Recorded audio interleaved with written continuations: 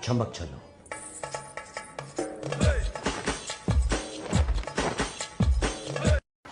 Assalamualaikum warahmatullahi wabarakatuh. Kami dari Universitas Majalengka. Kami dari kelompok 4 dan kami dari kelas manajemen 2A. Di sini kami akan memenuhi tugas mata kuliah ekonomi mikro dengan dosen pengampu Ibu Nita Hernita. Di sini kami memenuhi tugas tentang pasar yang dimana tentang pasar oligopoli. Sebelum itu, izinkan kami memperkenalkan diri terlebih dahulu.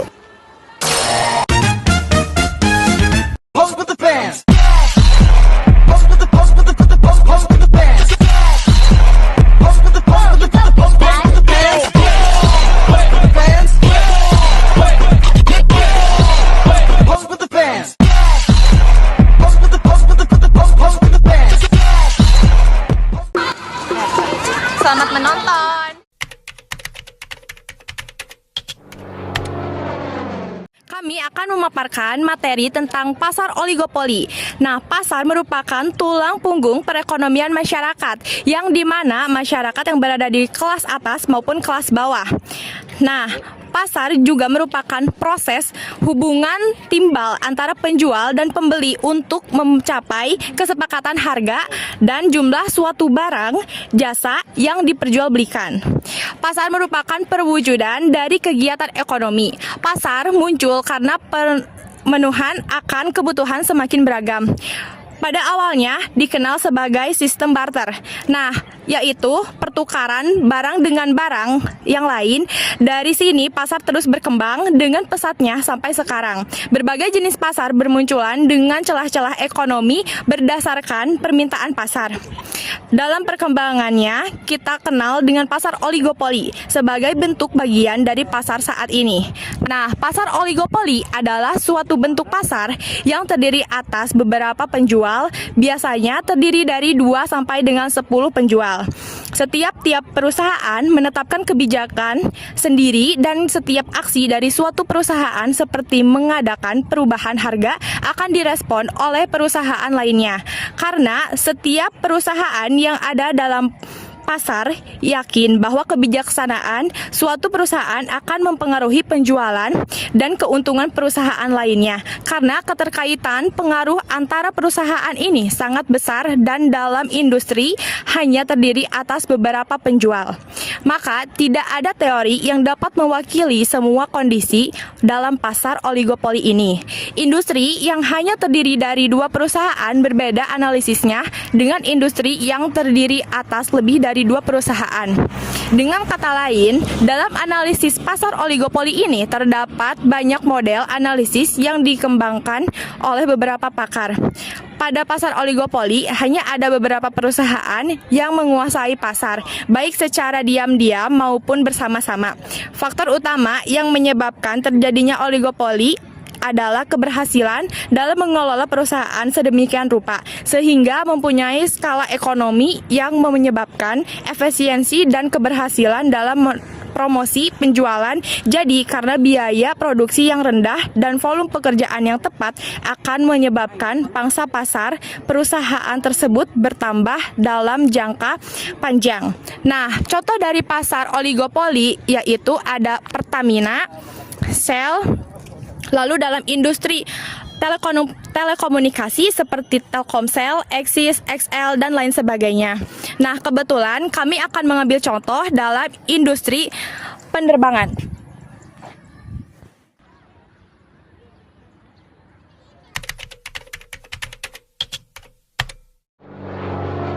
Nah, manfaat pasar oligopoli: 1. Efisiensi produksi dan skala ekonomi. Perusahaan besar di pasar oligopoli mampu memanfaatkan skala ekonomi sehingga biaya produksi per unit menjadi lebih rendah. Efisiensi ini didukung penggunaan teknologi canggih dan manajemen profesional yang meningkatkan produktivitas dan menekankan biaya. Yang kedua, diversifikasi produk. Persaingan antar perusahaan besar mendorong investasi dalam riset dan pengembangan, menghasilkan inovasi produk dan layanan baru. Diversifikasi produk juga terjadi sehingga konsumen mendapatkan lebih banyak pilihan dan kualitas produk yang lebih baik. Yang ketiga, stabilitas harga. Harga di pasar oligopoli cenderung stabil karena perusahaan saling mengamati dan menyesuaikan strategi harga satu sama lain. Stabilitas ini menguntungkan konsumen dan pelaku usaha dalam perencanaan ekonomi karena harga tidak mudah berfluktuasi tajam. Yang keempat, peningkatan kualitas dan pelayanan. Untuk mempertahankan pangsa pasar, perusahaan oligopoli berupaya meningkatkan kualitas produk dan layanan, memperhatikan kepuasan serta loyalitas konsumen, standar kesehatan, keselamatan, dan lingkungan juga lebih diperhatikan oleh perusahaan besar.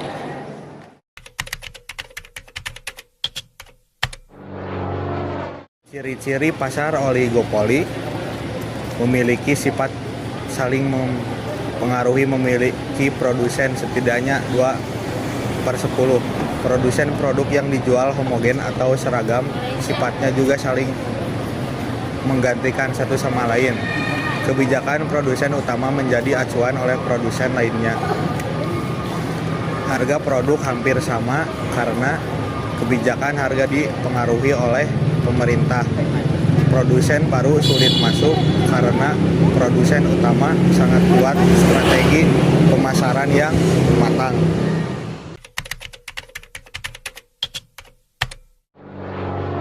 Selanjutnya itu ada faktor-faktor penyebab terjadinya pasar oligopoli.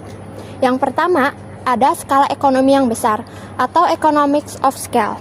Produksi barang atau jasa dalam jumlah besar menurunkan biaya per unit, sehingga hanya perusahaan besar yang mampu bersaing.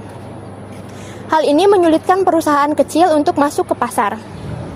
Kedua, ada hambatan masuk pasar yang tinggi. Misalnya modal awal yang besar, hak paten, regulasi pemerintah, atau penguasaan teknologi. Faktor ini membatasi jumlah pesaing yang bisa masuk ke pasar. Lalu ada yang ketiga atau diferensiasi produk.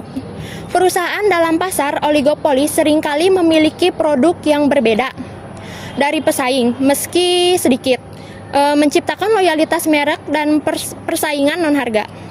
Yang keempat, ada penguasaan sumber daya penting. Jika hanya beberapa perusahaan yang memiliki akses ke bahan baku atau distribusi utama, mereka biasa mendominasi pasar. Lalu selanjutnya yang kelima, fusi dan akuisisi perusahaan penggabungan. Beberapa perusahaan menjadi satu entitas yang lebih besar bisa mengurangi jumlah pemain di pasar, menciptakan struktur oligopoli. Yang keenam atau yang terakhir, pasar yang terbatas atau spesifik. Beberapa jenis produk atau layanan hanya memiliki pasar terbatas. Misalnya industri pesawat terbang. Sehingga secara alami hanya sedikit perusahaan yang mampu bertahan.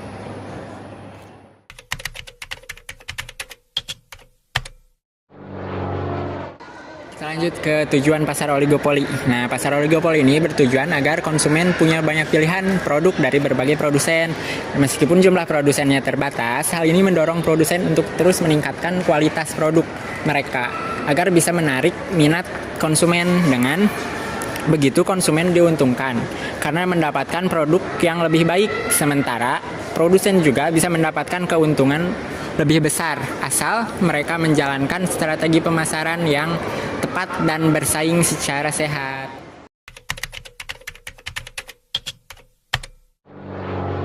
Macam-macam pasar oligopoli. Yang pertama, pasar oligopoli murni adalah pasar yang hanya menjual satu barang saja.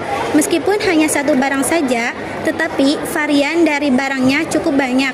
Sementara itu, harga dari barang satu dengan barang lainnya hampir sama. Contohnya adalah pasar semen di Indonesia yang dikuasai oleh beberapa perusahaan besar seperti Semen Indosemen dan Semen Gresik. Yang kedua, pasar oligopoli terdiferensiasi adalah pasar yang hanya menjual satu jenis saja. Namun, harga pada satu jenis barang itu tidak sama dengan harga produsen atau perusahaan lainnya. Contohnya adalah produsen rokok dan mie instan di Indonesia yang meskipun serupa memiliki merek dan harga yang berbeda-beda. Lalu yang ketiga, pasar oligopoli kolusi adalah pasar yang dimana hampir setiap produsen atau perusahaan melakukan kerjasama. Biasanya, langkah kerjasama ini dilakukan pada saat ingin menaikkan harga dari suatu produk atau jasa. Contohnya, bisa ditemukan di industri jasa penerbangan di Indonesia, di mana beberapa maskapai besar menguasai pasar dan dapat menentukan harga tiket secara bersama-sama. Lalu yang keempat, pasar oligopoli non-kolusi adalah pasar yang dimana jika ada perusahaan yang ingin memainkan harga suatu barang atau jasa, perlu memperhatikan kondisi atau perkembangan yang terjadi pada perusahaan lain. Contohnya, perusahaan otomotif yang saling memantau strategi, harga, dan produk pesaing tanpa berkolusi.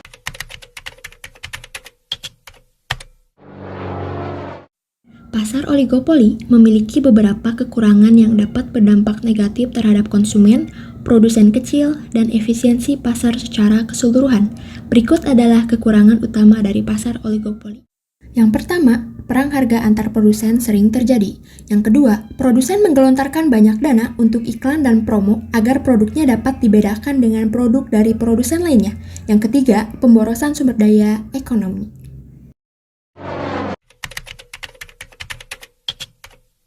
Pemaparan kita tadi dapat disimpulkan bahwa pasar oligopoli itu merupakan struktur pasar yang ditandai dengan sedikitnya jumlah perusahaan yang menguasai sebagian besar pangsa pasar dalam kondisi ini. Keputusan satu perusahaan dapat mempengaruhi strategi perusahaan lain, sehingga tercipta interdependensi tinggi antar pelaku usaha. Perusahaan dalam pasar oligopoli cenderung menggunakan strategi non-harga seperti promosi, inovasi produk, dan peningkatan layanan untuk bersaing. Hambatan masuk yang tinggi menjadikan pasar ini sulit ditembus oleh pendatang baru.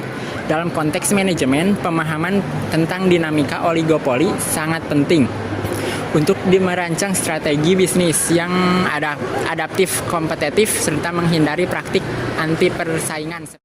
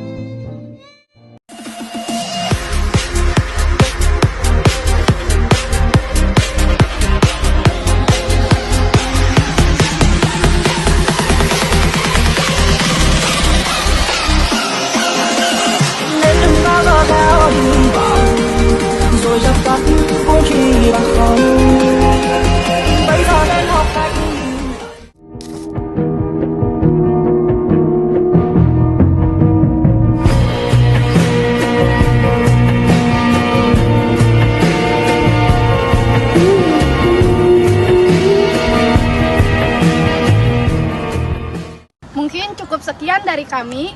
Terima kasih sudah menonton video ini. Jangan lupa Like, comment, and subscribe. Dadah. Bye-bye.